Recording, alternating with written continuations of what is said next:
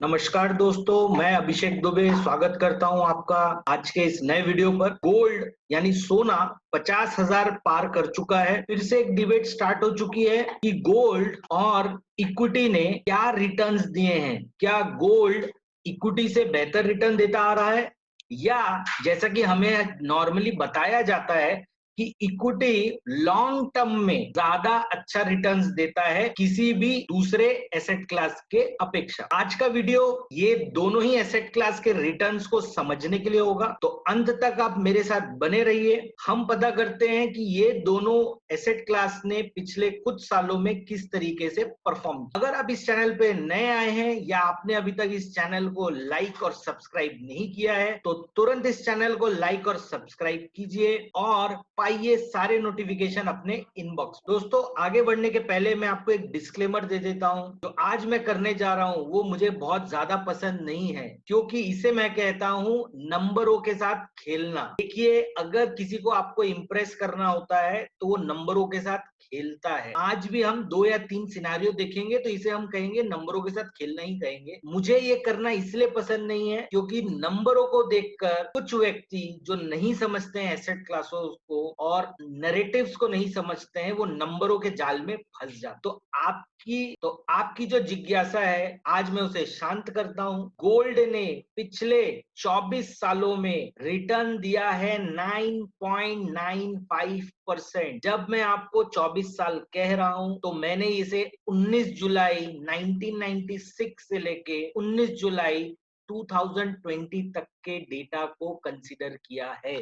इसी समय निफ्टी ने हमें रिटर्न दिया है 10.08% का। तो अगर जो हमें बताया गया है कि बहुत लंबे टाइम पीरियड में 24 साल को हम लंबा टाइम पीरियड मानेंगे, इस लंबे टाइम पीरियड में अगर आप देखेंगे तो निफ्टी और गोल्ड में चुनने के लिए बहुत कम जगह है, क्योंकि दोनों के ही रिटर्न ऑलमोस्ट सेम है। यहाँ पे ध्यान देने वाली बात यह है, कोई आपसे या मुझसे क्वेश्चन कर ही सकता है कि हम 24 साल के रिटर्न्स क्यों देख रहे हैं, क्यों नहीं हम 30 साल, 35 साल, 40 साल या 50 साल के रिटर्न्स को कंपेयर करते हैं। तो देखिए, आप यहाँ पे इस चीज को समझने की कोशिश कीजिएगा। 1992 तक इंडिया की इकोनॉमी क्लोज्ड थी। जो गोल्ड का इंपैक्ट है उन प्राइसेस पे उस तरीके से नहीं पड़ रहा था। तो फर्स्ट ऑफ ऑल, अगर मुझे गोल्ड की प्राइसेस को ठीक से समझना है, वर्ल्ड मार्केट के हिसाब से समझना है,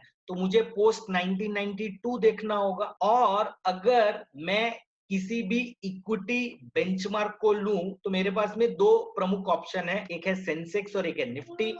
मैं निफ्टी को इसलिए ले रहा हूं क्योंकि निफ्टी की शुरुआत हुई है 1996 में। अगर हम वहां से इस डेटा को लेते हैं तो वो सिंस इंसेप्शन डेटा हो जाता है। एंड और जो हर्षद मेहता वाला स्कैम का पीरियड था, एक लल पीरियड था स्टॉक मार्केट के लिए, वो पीरियड भी चला जा चुका है 1990। ये जो डेटाज हैं ये हमें दर्शा रहे हैं कि लॉन्ग टर्म में जो रिटर्न्स हैं 10.08 और 9.95 हैं। इन डेटा को हम थोड़ा और बारीकी से देखते हैं। दोस्तों, ये जो ब्लू बार है ये है गोल्ड के रिटर्न्स, और ये जो आप ऑरेंज बार्स देख रहे हैं वो है निफ्टी के रिटर्न। तो रिटर्न्स तो सेम ही आएंगे जो आपने चार्ट्स में देखा था, यहाँ पे आप बार्स के फॉर्म में देख रहे हो। बट ये देखना इसीलिए इंपॉर्टेंट है कि आपको सबसे पहले तो यहाँ पे ये देखना चाहिए कि जब निफ्टी रिटर्न्स देता है तो कैसे देता है। कि बार्स की हाइट देखिए, बहुत लंबी लंबी हाइट्स के आपको रिटर्न्स मिलेंगे, लेकिन आपको यहाँ पे नेगेटिव प्राइसेस भी उतनी ही लंबी मिलेगी। आप देख सकते हैं ये बहुत नीचे गया है और आपको ये फ्रीक्वेंटली मिला है। इसी के अगेंस्ट में अगर आप गोल्ड की प्राइसेस को देखेंगे तो ऐसा नहीं है कि वो कभी नेगेटिव रिटर्न्स नहीं दी हैं।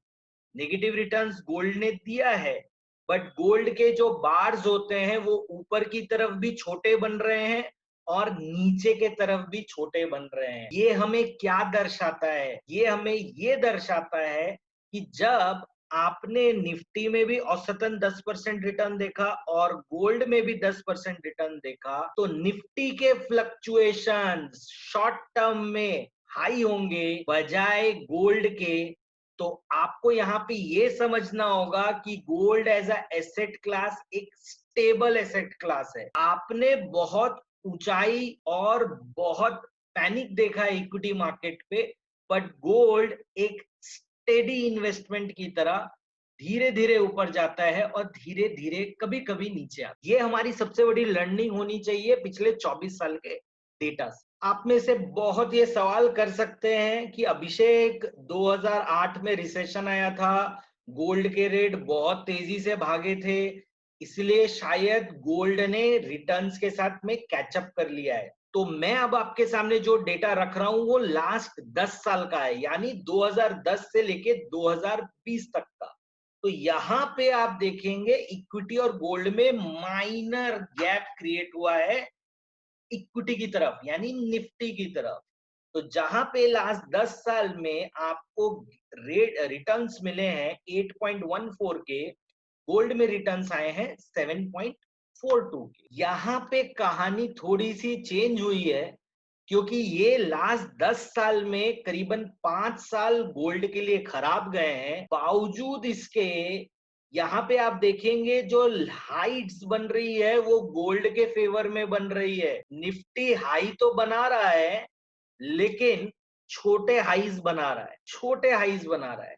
आप देखेंगे मात्र लास्ट 10 साल में एक ही साल ऐसा गया है जब आपको इक्विटी ने नेगेटिव रिटर्न दिया है, और दूसरा साल अभी चल रहा है ईयर टू ईयर कंपैरिजन में। बट अपार्ट फ्रॉम दैट अगर आप देखेंगे तो गोल्ड ने हाई तो बहुत लंबे लंबे बनाए हैं, लेकिन एंड रिजल्ट क्या आया है? एंड रिजल्ट आया है निफ्टी से थोड़ा सा कम रिटर्न्स दिया है पिछले 10 सालों। बट यहाँ पे हमको एक और चीज को लर्न करना होगा, लास्ट 10 साल के इक्विटी रिटर्न 8.5% भी नहीं है। तो याद रखिए ये जो रिटर्न्स आपको पेपर में दिखाए जाते हैं वो रिटर्न्स झूठ नहीं होते हैं, बट उसके पीछे कारण होता है। मैं एक अलग वीडियो बनाऊंगा जहाँ पे मैं आपको ये बताऊंगा कि कैसे ये 18%, 15% और 14% के रिटर्न्स आप पेपर्स में देखते हैं, जो कि झूठ नहीं है। लेकिन जब आप एक्चुअल डेटास देखते हैं, जैसे कि मैं आपको दिखा रहा हूं, वहां पे आप देख रहे हैं लास्ट 10 साल का रिटर्न 8.5। चलिए और थोड़े छोटे टर्म्स में देखते हैं, 5 साल का डेटा देखते हैं, लास्ट 5 साल में गोल्ड और इक्विटी ने कैसे परफॉर्म किया। तो साहब अगर आप यहाँ देखेंगे तो लास्ट 5 साल में गोल्ड ने निफ्टी को चारों खाने चित कर दिया है। गोल्ड का रिटर्न लास्ट 5 साल में है 12.63%, जहां पे निफ्टी का रिटर्न है 0.9%। यानी कि लास्ट 5 साल में निफ्टी से करीबन करीबन 2 गुना रिटर्न्स दिया है गोल्ड ने। तो दोस्तों यहाँ पे आपको समझना ये पड़ेगा, कि अगर हम जब बात करते हैं एसेट एलोकेशन की, तो हर कोई मानता है एसेट एलोकेशन बहुत बढ़िया चीज है, जरूरी चीज है, ये हमारे पोर्टफोलियो को स्टेबिलिटी देगी। बट जब हम इन्वेस्ट करने की बारी आती है हमारी, तो हमारा सारा ध्यान मार्केट के हिसाब से, अगर मार्केट पॉजिटिव है तो हमारा सारा ध्यान इक्विटी की तरफ चला जाता है, और अगर मार्केट माइनस में जा रहा है तो हम कोशिश करते हैं कि हमारे पैसे एफडी या किसी सेफ इंस्ट्रूमेंट पे पड़े रहे। गोल्ड को बहुत, तो मैं वेट करूंगा आपके कमेंट्स की। प्लीज कमेंट बॉक्स पर लिख के अपने फीडबैक हमें दीजिए, ताकि हमें एक एंथुजियाज्म मिले आपके लिए एक नया शानदार वीडियो लेकर आने।